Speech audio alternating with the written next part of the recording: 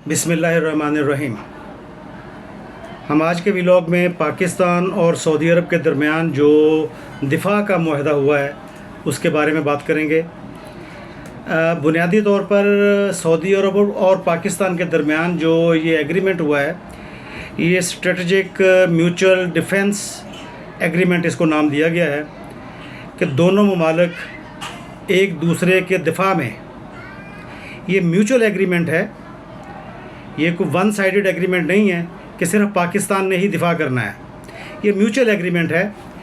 अगर सऊदी अरब पर कोई मुल्क हमला करेगा तो पाकिस्तान पर हमला तस्वुर किया जाएगा, और अगर पाकिस्तान पर कोई मुल्क हमला करेगा तो वो सऊदी अरब पर हमला तस्वुर किया जाएगा।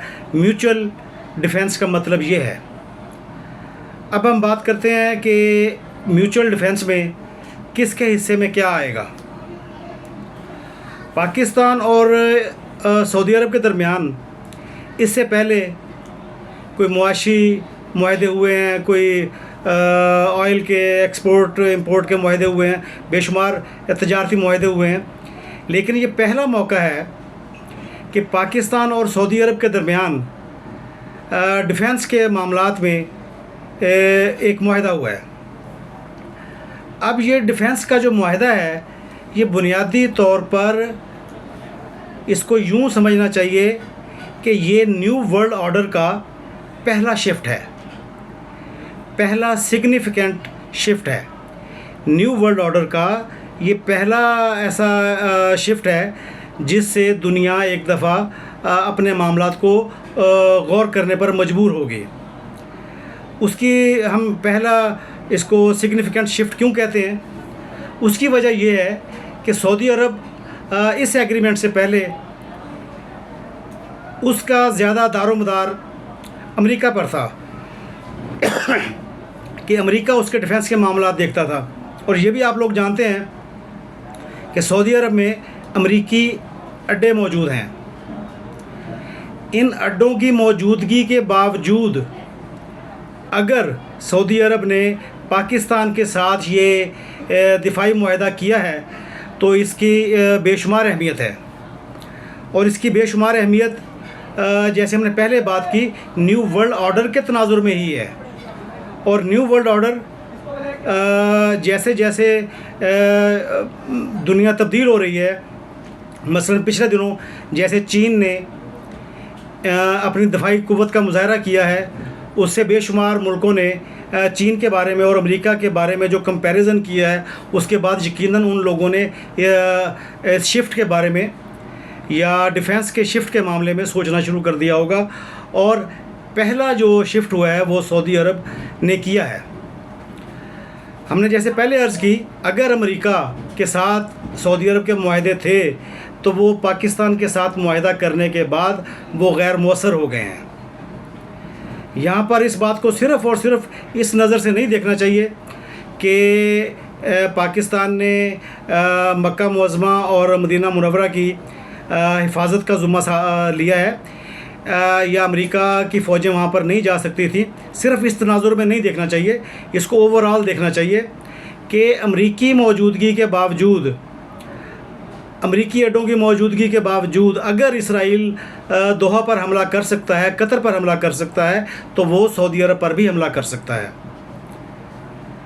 इसका मतलब ये भी हो सकता है कि अब दुनिया में पाकिस्तान की अहमियत जो बढ़ गई है, उसकी वजह जैसे हम सब लोग जानते हैं कि मई 2025 की जो इंडिया के साथ जंग थी और जिसमें पाकिस्तानी फोर्सेस ने, Pakistan air force, Pakistan army, Pakistan navy ने बहुत ज़बरदस्त परफॉर्म किया और इंडिया को जो शिकस्त दी है, उसके बाद सारी दुनिया की नज़रें पाकिस्तान की तरफ भी हैं। अब ये मुआहदा एकदम से नहीं हुआ, ये मुआहदा एकदम से नहीं हुआ कि आज कल शहबाज शरीफ साहब गए हैं और वहाँ पर जाकर इन्होंने ये ट्रीटी साइन कर लिया है या ये वाला एग्रीमेंट साइन कर लिया है या ये मुआहदा साइन कर लिया है। इसके पीछे कोई 2-4 महीने की लाजमन नेगोशिएशंस मौजूद होंगी। और पाकिस्तान ने इस दौरान अपने जो स्ट्रेटेजिक पार्टनर्स हैं, मसलन चीन है, चीन पाकिस्तान का दोस्त मुल्क है, दिफाई मामलात में पाकिस्तान की मदद करता है। पाकिस्तान ने चीन के साथ भी मशवरा किया होगा, चीन को इस बारे में इंफॉर्मेशन भी दी होगी। सऊदी क्राउन प्रिंस ने प्राइम मिनिस्टर पाकिस्तान से भी डिस्कस किया होगा। सऊदी क्राउन प्रिंस ने पाकिस्तान के army chief field marshal Asim Munir के साथ भी डिस्कस किए होंगे ये सारे मामलात। उसके बाद जाकर ये मुआहदा हुआ है। यहाँ पर हम ये बात आपके सामने रखना चाहते हैं कि इसकी सिग्निफिकेंस जो आज हम डिस्कस कर रहे हैं, ये कल उसी वक्त नज़र आ गई थी जिस वक्त प्राइम मिनिस्टर पाकिस्तान को सऊदी अरब में उनके F-15 तैयारों ने प्रोटोकॉल दिया था। उसके बाद जो प्रोटोकॉल के मामलात हैं, जिस तरीके से वली अहद ने बाहर आकर, अपने महल से बाहर आकर प्राइम मिनिस्टर ऑफ पाकिस्तान का इस्तकबाल किया है, यहाँ से ही नज़र आ गया था कि कुछ नया होने वाला है। लेकिन जाहिर सी बात है, ये सब चीज़ें दुनिया की नज़रों से ओझल थीं। आपके इल्म में होगा कि अमेरिका के प्रेसिडेंट डोनाल्ड ट्रंप इस वक्त यूके के दौरे पर हैं। उन्होंने वहाँ पर जाकर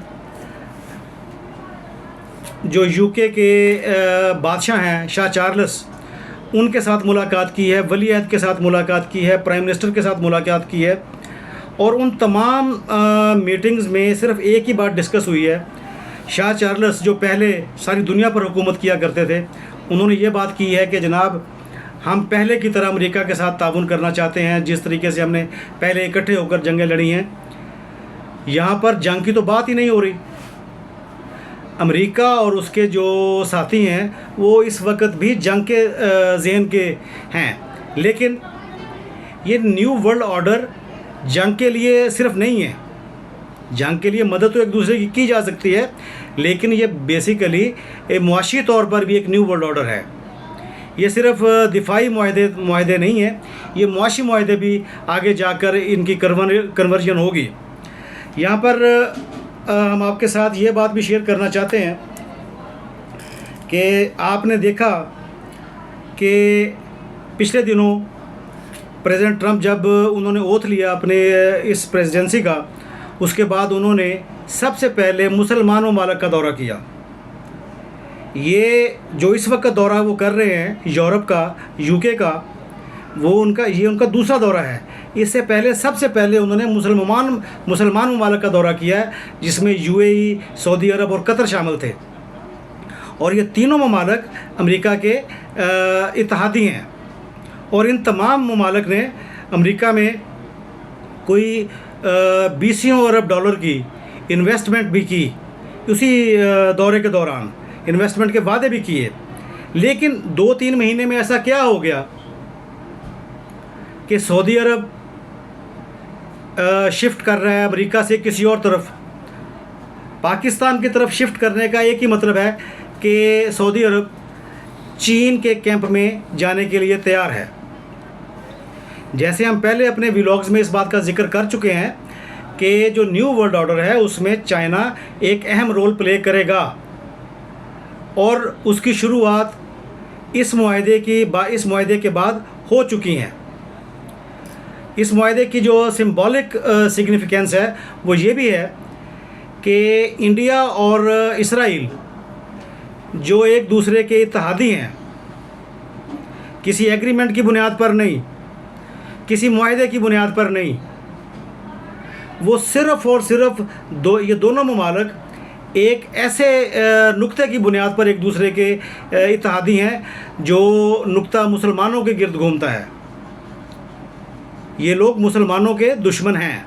इसराइल अरबों का दुश्मन है, इसराइल ईरान का दुश्मन है, इसराइल पाकिस्तान का दुश्मन है, और इंडिया पाकिस्तान का दुश्मन है।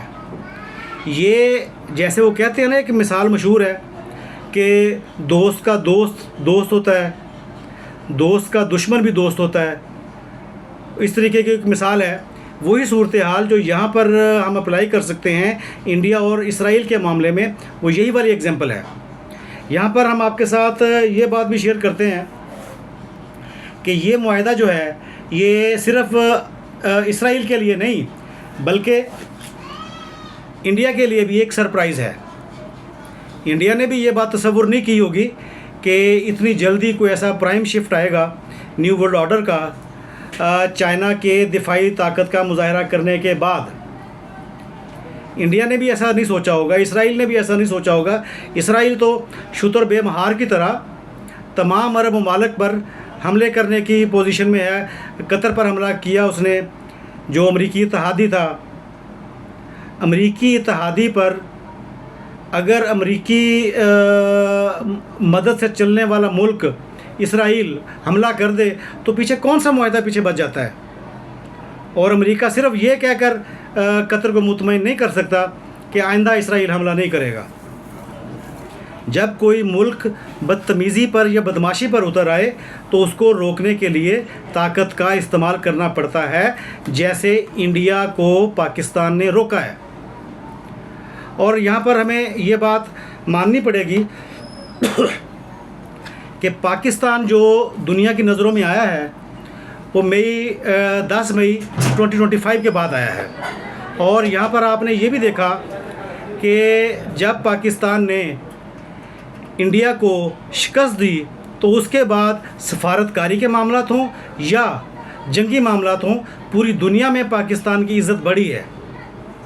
इसका मतलब ये है कि दुनिया ताकत की ज़ुबान समझती है। ये उसूल हमेशा से चला आ रहा है और आइंदा भी चलता रहेगा। इसराइल क्योंकि किसी और अरब मुल्क की ताकत के सामने रुकने के लिए तैयार नहीं है, तो उस को रोकने के लिए अरब ममालिक अब इस एग्रीमेंट में शामिल हो सकते हैं। ये भी मुमकिन है कि आइंदा चंद दिनों में या चंद हफ्तों में या चंद महीनों में ये हो सके कि बहुत सारे अरब ममालिक भी इस एग्रीमेंट में शामिल हो गए हैं और चाइना उनकी सरपरस्ती कर रहा है। यहाँ पर आज का हम अपना वीलॉग ख़त्म करेंगे और आपसे गुजारिश करेंगे कि आप हमारे चैनल को सब्सक्राइब करें। अगर हमारा वीलॉग पसंद आए तो उसे लाइक और शेयर करें। Thank you very much.